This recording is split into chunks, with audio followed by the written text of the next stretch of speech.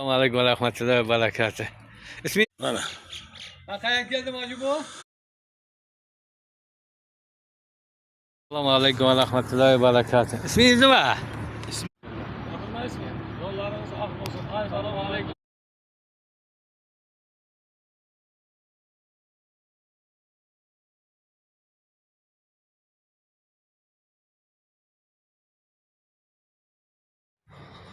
Assalomu alaykum va rahmatullohi.